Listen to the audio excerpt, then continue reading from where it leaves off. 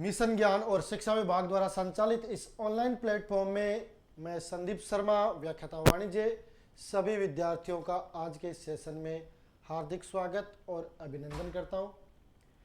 लगातार हम आपको अकाउंटेंसी में जो आपकी पार्टनरशिप बुक्स है उसके चैप्टर नंबर 2 के क्वेश्चन और जो थ्योरेटिकल चीज़ है वो समझा रहे हैं। निश्चित रूप से हर पॉइंट है वो आपके क्लियर हो रहा है और आपके एग्जाम की दृष्टि से आप एग्जाम के लिए प्रिपेयर हो रहे हैं। इसी श्रृंखला में आज हम आपका जो 9वां सेशन है चैप्टर नंबर 2 का लेके आए हैं। निश्चित रूप से आज का जो सेशन है वो आपके लिए और भी बेहतर साबित होने वाला है। मेरा निवेदन इतना सा है, जो भी विद्यार्थी हमारे साथ लगातार जुड़ रहे हैं वो वीडियो को अपने साथियों के साथ शेयर कर दें, क्योंकि ज़्यादातर विद्यार्थी हैं उनके ये मन में डाउट रहता है कि अकाउंट्स की ट्यूशन की आवश्यकता तो एक तरीके से एक ट्यूशन ही हो जाती है आपकी। आपको घर बैठे हर पॉइंट्स है वो समझने का मौका मिल जाता है। आप पॉइंट टू पॉइंट है वो सारी चीज़ पढ़ सकते हैं, क्योंकि एग्जाम की दृष्टि से आपका चैप्टर नंबर 2 है वो 11 नंबर का है। कुल मिला के 11 नंबर के क्वेश्चन है वो आपके बोर्ड एग्जाम में पूछे जाने हैं। इसके अलावा 11 नंबर तो आपके एनुअल एग्जाम में, उससे पहले देखो आपका टेस्ट भी होगा, 1 2 3 टेस्ट होंगे, आपकी हाफ ईयरली एग्जाम होगी, तो उसमें भी ये चैप्टर बहुत ही कारगर साबित होगा। और अभी हर चीज़ आप समझ लोगे तो बोर्ड एग्जाम का जो फाइनल आपकी एग्जाम होती है फरवरी माह में या मार्च माह में होगी, तो उस समय आपको फिर किसी प्रकार की कोई समस्या नहीं रहेगी। साथ में ये जो पार्टनरशिप जो बुक्स है वो आगे कंपटीशन एग्जाम होते हैं, चाहे आपके यूजीसी नेट की एग्जाम हो, चाहे आपके स्कूल लेक्चरर की एग्जाम हो, चाहे आपके एबीएसटी कॉलेज लेक्चरर की एग्जाम हो, चाहे आपकी जूनियर अकाउंटेंट की एग्जाम हो, उनमें भी पार्टनरशिप से बहुत सी बार क्वेश्चन है वो देखने को मिलता है। तो इसलिए आपको इस पार्टनरशिप चैप्टर को या पार्टनरशिप बुक्स को बहुत ही ध्यानपूर्वक पढ़ना है, ताकि निकट भविष्य में जब आप 12वीं पास करें, ग्रेजुएशन करें, उसके बाद किसी प्रकार के कंपटीशन एग्जाम में शामिल हो तो उस समय आपको इसका बेनिफिट मिल सके। इसी आशा के साथ आज के इस सेशन को हम स्टार्ट करेंगे कि हर पॉइंट है वो आपके क्लियर होता रहे। ठीक है, जैसे कि आप थंबनेल देख रहे हैं, अपना चैप्टर है admission of a new partner, उसके क्वेश्चन और एग्जाम्पल भी चल रहे हैं साथ में, और साथ में जो चीज समझने वाली है उसको भी हम समझ रहे हैं। ठीक है, बढ़े आगे तो स्टार्ट करते हैं आज के इस सेशन को। और सेशन को स्टार्ट कर रहे हैं किसके साथ? गुडविल के साथ, यानी आपकी जो ख्याति है उसके साथ हम चर्चा करने वाले। ख्याति के बारे में मैंने बताया था कि ख्याति का समायोजन जब नया साझेदार प्रवेश करता है तो हमें ख्याति का समायोजन करना पड़ता है। क्यों? क्योंकि मैंने एक बात बहुत बार बता दी है और ये परीक्षा में प्रश्न भी आ सकता है कि नया साझेदार है वो जो संपत्ति है उसमें हिस्सा प्राप्त करने के लिए जो राशि लेके आता है उसे पूंजी कहते हैं, यानी संपत्तियों में हिस्सा प्राप्त करने के लिए जो राशि लेगा उसे पूंजी कहेंगे, और लाभों में हिस्सा प्राप्त करने के लिए जो राशि लेके आएगा उसे हम प्रीमियम या ख्याति कहेंगे। तो ख्याति का व्यवहार कैसा रहेगा, क्या क्या यहाँ पे आपको ख्याति के समायोजन करने पड़ेंगे, उसके बारे में आज के इस सेशन में हम चर्चा करने वाले हैं। ख्याति के बारे में जानते हैं आप, ये आपकी अमूर्त संपत्ति होती है। कौन सी? अमूर्त, इनटेंजिबल असेट्स होती है। इसको हम सिर्फ देख नहीं सकते, सिर्फ और सिर्फ महसूस कर सकते हैं। व्यापार में जो AS 26 है उसके अनुसार जो क्रय की गई ख्याति है वही खातों में दर्ज की जाती है। तो जो जिसको हम क्रय करते हैं वो ख्याति है वो खातों में दर्शाई जाती है, और उस ख्याति का कुछ मूल्य होता है। बहुत सी बार जब हम किसी वस्तु को खरीदते हैं तो उसमें ख्याति का जो प्रीमियम है, ख्याति का जो मूल्य है वो ऐड होता है, गुडविल का मूल्य है वो उसमें ऐड होता है, और इस वजह से हमें गुडविल का समायोजन, गुडविल का व्यवहार, गुडविल की प्रविष्टियां कैसी रहेंगी वो हमें आवश्यक जानना जरूरी है। देखो इसमें क्या होता है कि नया साझेदार फर्म के लाभों में स्वयं की दावे की पूर्ति और पुराने साझेदारों के लाभों के अनुपात में हुई कमी की क्षतिपूर्ति अतिरिक्त धनराशि से करता है, जिसे नए साझेदार द्वारा लाई गई ख्याति या गुडविल का प्रतिफल कहते हैं। इसमें क्या होता है? क्षतिपूर्ति की जाती है किसके द्वारा? अतिरिक्त धनराशि लाकर। कौन करता है? नया साझेदार करेगा। किसकी? पुराने साझेदारों की। क्योंकि जब नया साझेदार है, नया साझेदार प्रवेश करेगा, नया साझेदार है वो प्रवेश करेगा, बोलो बोलो, नया साझेदार है वो प्रवेश करेगा, तो पुराने साझेदार क्या करेंगे? पुराने साझेदार है वो त्याग करेंगे। क्या करेंगे? त्याग, है ना। क्यों करेंगे त्याग? क्योंकि जैसे मान लो अभी नए साझेदार है वो एक एक में हिस्सा बांट रहे थे, जो आपके जो पुराने साझेदार हैं, पुराने साझेदार मान लो आपके जो पुराने साझेदार हैं, पुराने साझेदार वो एक एक में बांट रहे, तीसरा साझेदार आ जाता है, अब उनका हिस्सा मान लो एक एक एक एक एक एक ही रहता है, लेकिन देखो इनका हिस्सा पहले आधा आधा था और अब 33%, यानी इनका हिस्सा क्या हो गया, कम हो गया है। और वो हिस्सा है किसने त्याग किया है, पुराने साझेदारों ने नए साझेदारों के पक्ष में त्याग किया है। ठीक है, तो उन दावों की क्षतिपूर्ति के लिए नया साझेदार है वो कुछ राशि लेके आएगा, कुछ प्रीमियम लेके आएगा, वो क्या मानी जाएगी, गुडविल मानी जाएगी। तो संपत्तियों में हिस्सा प्राप्त करने के लिए साझेदार जो राशि लेके आता है उसे पूंजी कहते हैं, और लाभों में हिस्सा प्राप्त करने के लिए जो राशि लेके आता है उसे गुडविल या प्रीमियम कहते हैं। अगर ऑब्जेक्टिव क्वेश्चन आता है तो आपको गुडविल भी मिल सकता है और प्रीमियम भी मिल सकता है, तो इसमें आपको कंफ्यूज बिल्कुल भी नहीं होना है। ठीक है, क्लियर है, बढ़े आगे। अब देखो आगे बढ़ते हैं। अब देखो इसकी एक एंट्री है, उसको हम समझ लेते हैं कि जब नया साझेदार ख्याति की धनराशि नगद लेके आता है, नगद का मतलब क्या हो गया, या तो वो कैश लेके आ जाए और या चेक लेके आ जाए, तो वहां पे बैंक हो जाएगा, कोई दिक्कत वाली बात नहीं है, या तो कैश हो जाएगा या बैंक हो जाएगा। क्लियर है ना। तो ये चीज आपको समझनी होगी कि धनराशि नगद लाता है तो नगद लाएगा कैश या बैंक, तो जब राशि नगद लेके आएगा तो कैश या बैंक अकाउंट या टू गुडविल, है ना। ये गुडविल राशि वो नगद लेके आ रहा है ना बैंक के माध्यम से, तो बैंक या कैश अकाउंट या टू गुडविल ये तो प्रविष्टि हो जाएगी। अब इस गुडविल को जो त्याग करेंगे, त्याग करने वाले साझेदार, त्याग करने वाले साझेदार क्या करेंगे, उसे त्याग के अनुपात में बांटेंगे। तो दूसरी एंट्री क्या हो जाएगी, गुडविल अकाउंट या to sacrificing partner capital account. ये दोनों प्रविष्टि आपको नोट करनी है। क्यों जरूरी है, क्योंकि इनका छोटा क्वेश्चन है वो भी पूछा जाता है। बहुत बार ये प्रविष्टि पूछी जाती है कि त्याग के अनुपात की प्रविष्टि क्या होगी, गुडविल के बांटने की प्रविष्टि क्या होगी। तो साझेदार जब ख्याति की राशि नगद लेके आता है तो कैश या बैंक अकाउंट या टू गुडविल, और फिर उस गुडविल को त्याग करने वाले साझेदारों के मध्य त्याग के अनुपात में बांटना है, तो गुडविल अकाउंट या to sacrificing partner capital. Clear है, यहां तक बोलो, क्लियर है, क्लियर है। अरे कमेंट बॉक्स में जवाब आना चाहिए, फटाफट हाथ उठा के, यस ये चीज समझ में आ गई है, क्लियर हो गई है ना, ताकि हम आसानी से आगे बढ़ सके। ये समझना जरूरी है कि हर पॉइंट है वो आपके लिए समझना बहुत ही जरूरी है। ठीक है, अब देखो ये एंट्री समझ गए ना। अब देखते हैं एक एग्जाम्पल समझ लेते हैं। देखो इसमें अपने के पास एक एग्जाम्पल है, क्या है कि सुनील और दिलीप एक फर्म में साझेदार है और लाभ और हानि का विभाजन जो अनुपात है वो कितना है, 5:3 है। सचिन फर्म में 1/5 भाग के लिए लाभ के लिए प्रवेश करता है, वह पूंजी के लिए 20,000 रुपये और ख्याति के भाग के लिए 4,000 रुपये चेक द्वारा लाता है। इसका मतलब बैंक में हो जाएगा। आवश्यक रोजनामचा प्रविष्टि देनी है। पहली प्रविष्टि है जब ख्याति की राशि को व्यवसाय में रखा जाता है। नंबर 2 जब ख्याति की राशि को पूर्ण रूप से निकाल लिया जाता है। नंबर 3 जब ख्याति की राशि का 50% हिस्सा निकाला जाता है। तो इस तरीके का क्वेश्चन है वो एग्जाम की दृष्टि से बहुत ही इंपॉर्टेंट है ना, एग्जाम की दृष्टि से ये इंपॉर्टेंट है, तो इसको आपको ध्यान में रखना। अब देखो 3 कंडीशन बनती है इसकी। अब 3 कंडीशन में देखो, एक तो अपने पास ओल्ड रेशियो दे रखा है 5:3 का, और सचिन का हिस्सा दे रखा है 1/5 का। अब सचिन पूंजी भी लेके आता है ना, कैपिटल, और गुडविल भी लेके आता है, दोनों चीज लेके आ रहा है ना, दोनों चीज लेके आ रहा है। अब लाने की प्रविष्टि करनी होगी पहले, और फिर उसमें व्यवसाय में रखा जाता है तो उसको त्याग करने की प्रविष्टि करनी होगी। अब देखो पहला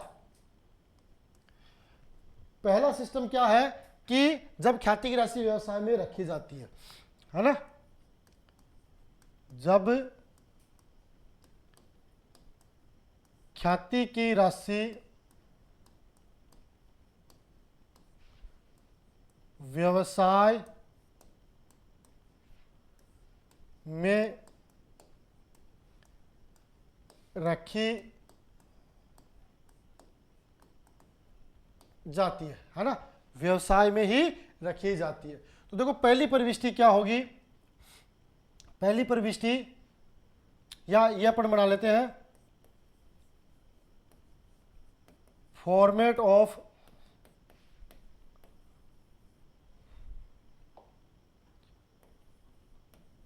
जर्नल।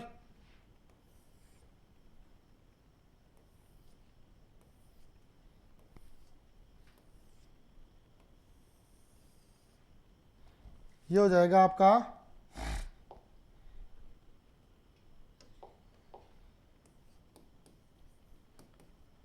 डेट,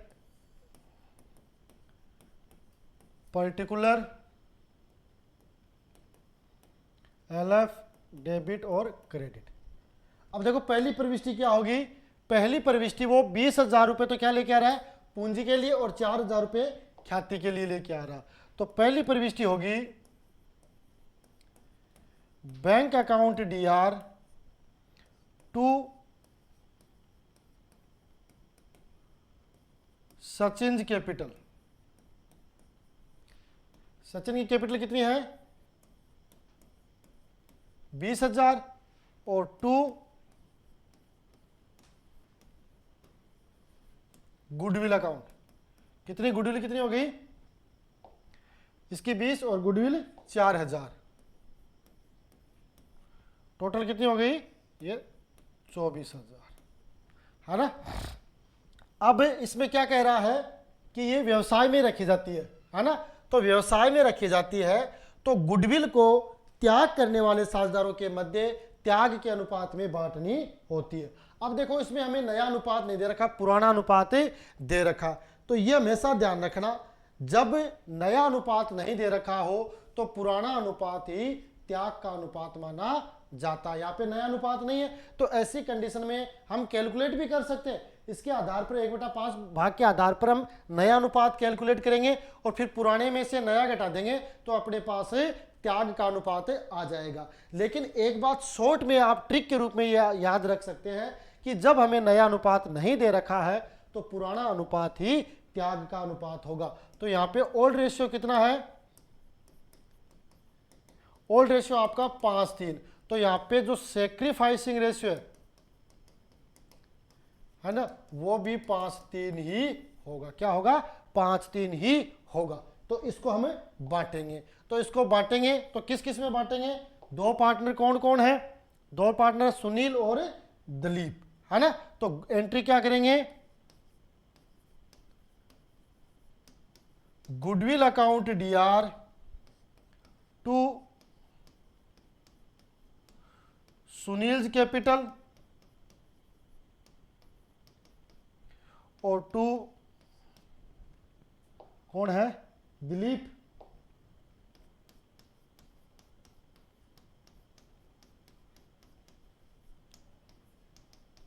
कितनी राशि है 4,000 है। इस 4,000 को सुनील के ओल्ड रेशियो कितना अपना 5:3 और सैक्रिफाइसिंग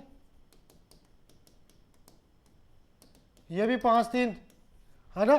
तो 4,000 को बांट देंगे 5/8, तो ये कितना जाएंगे 2,500। और इसी प्रकार दिलीप की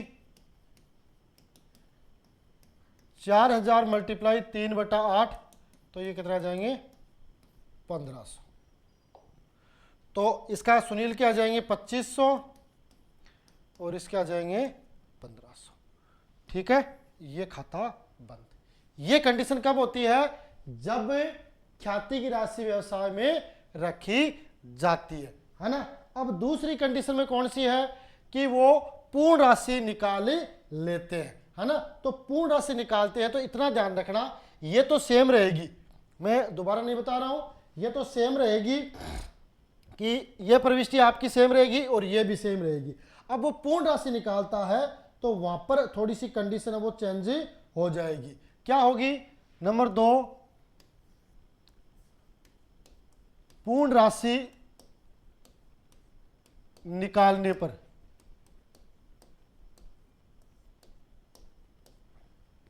तो जो इसमें आपकी जो पहली प्रविष्टि थी, ये पहली प्रविष्टि सेम रहेगी, पहली प्रविष्टि आपकी सेम है।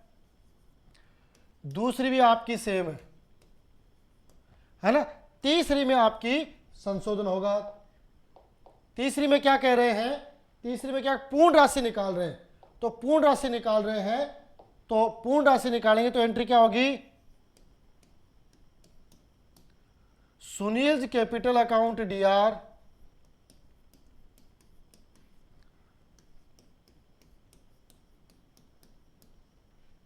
दलीप कैपिटल अकाउंट डीआर और टू बैंक। पूर्ण राशि सुनील के हिस्से में थे 2500, इसके थे 1500 और ये हो जाएंगे 4000। ये मेरी बात समझ गए। आप उसी में ये फॉर्मेट बार बार बना के चेक कर सकते हो। जो आपने ये प्रविष्टि की है ये पहली सेम रहेगी, दूसरी भी आपकी सेम रहेगी, तीसरी में आपका चेंज होगा, तो ये आपकी तीसरी प्रविष्टि होगी पूरी राशि निकालने की। Sunil capital account DR Dilip capital account DR to bank, पूर्ण राशि ये निकाल रहे, पूरी की पूरी राशि निकाल रहे हैं। तीसरी कंडीशन क्या बनती है, तीसरी कंडीशन बनती है जब ख्याति की राशि 50% निकाली जाती है ना, 50% निकाली जाती है, यानी तीसरी कंडीशन 50% राशि निकाली जाती है ना, 50% राशि निकाली जाती है, तो आपकी पहली प्रविष्टि है वो आपकी सेम हो जाएगी, दूसरी प्रविष्टि है वो भी आपकी सेम हो जाएगी, है ना। इसमें बात कर रहा हूं, ये पहली सेम है, दूसरी भी आपकी सेम है, लेकिन तीसरी में आपकी प्रविष्टि तो यही होगी, प्रविष्टि तो आपकी यही होगी, क्या होगी, सुनील कैपिटल अकाउंट डीआर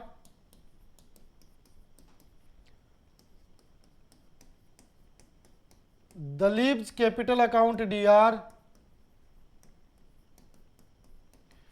और टू बैंक अकाउंट। अब देखो ये ना 50%, तो इसके हिस्से में 2500 थे तो 1250, इसके हिस्से में कितने थे 1500 थे तो 750, टोटल 4000 थे तो 2000, ये इसकी प्रविष्टि हो जाएगी। ठीक है, समझ गए मेरी बात। कंडीशन अलग अलग है, लेकिन लास्ट में आपका सवाल है वो एक ही बन रहा है कि जब व्यवसाय में रखी जाती है तो निकालने वाली प्रविष्टि नहीं होगी, पूर्ण निकालनी है तो पूरी राशि जो इसके से 2500 और 1500 आई थी पूरी निकाल लेंगे, और 50% है तो आधी यानी 4000 की 2000 राशि विड्रॉल हो जाएगी, जिसमें 1250 रुपये आपका सुनील हो जाएगा और 750 रुपये आपका दिलीप हो जाएगा, टोटल 2000 हो जाएंगे। ठीक है, समझे मेरी बात। ये आपका जो क्वेश्चन है वो एग्जाम की दृष्टि से बहुत ही महत्वपूर्ण है, क्योंकि मैंने जब पहला सेशन स्टार्ट किया था तो मैंने आपसे सिलेबस की चर्चा की थी, और सिलेबस में मैंने आपको वो सारी चीज बताई थी, पेपर का पैटर्न बताया था कि किस तरीके से आपका पेपर आने वाला है। आप ये सोचते हैं ना बहुत बड़े बड़े क्वेश्चन आएंगे, बड़ा क्वेश्चन है वो लास्ट में जो आपके 21, 22, 23 होते हैं ना वो क्वेश्चन रहेंगे, और वो भी अथवा में, उसके साथ अथवा में मिलेगा आपको, डबल अथवा में मिलेंगे। तो इसलिए आपको छोटे छोटे जो क्वेश्चन है उनको आपको बिल्कुल भी स्किप नहीं करना, समय भी कम लगेगा और उन क्वेश्चनों के माध्यम से आप हर बारीकी को समझ पाओगे, और आपने बारीक बारीक जो पॉइंट है वो समझ लिए तो फिर आपका क्वेश्चन है वो गलत नहीं हो सकता, और फिर ये गारंटी रहती है कि आप 90+ अंक है वो अकाउंटेंसी में आसानी से प्राप्त कर सकते हो। और अगर आप अकाउंटेंसी में 90% या 90+ अंक प्राप्त करते हो तो बाकी सब्जेक्ट में तो निश्चित रूप से हो जाएंगे। क्यों? क्योंकि अकाउंटेंसी ही थोड़ा सा प्रैक्टिकल वाला सब्जेक्ट है, जिसमें आपने कंसेप्ट क्लियर नहीं किया ना तो फिर आपके वो चीज समझ में आने वाली नहीं है। ठीक है, तो आज के इस सेशन में आप सभी विद्यार्थी हमारे साथ जुड़े, उसके लिए धन्यवाद। आशा है कि इस प्रकार आप हमारे साथ लगातार जुड़े रहेंगे। इसी आशा और विश्वास के साथ मिलेंगे अगले सेशन में। तब तक के लिए जय हिंद, जय भारत।